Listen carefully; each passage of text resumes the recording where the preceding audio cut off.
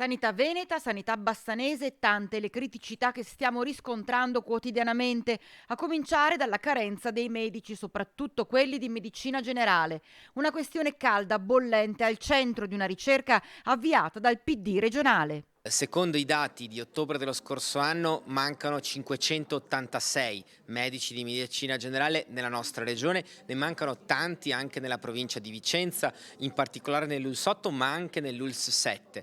Per cui su questo fronte chiediamo alla regione un impegno, un cambio di passo perché troppi cittadini oggi sono in uno stato di difficoltà.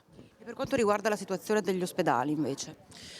Anche negli ospedali la situazione è difficile sia per il tema della carenza di medici, sia perché tanti medici stanno lasciando il pubblico per andare nel privato a causa della condizione dei nostri ospedali. Quindi servono investimenti da un lato sulle borse di studio, sulle borse di formazione per la specialità, ma anche sulla qualità della vita nei nostri ospedali, perché la sanità pubblica è il presidio più importante, quella che fa in modo che tutti, a prescindere dal reddito, possano avere una sanità di qualità. E abbiamo visto in questi anni come i passi indietro siano stati troppi.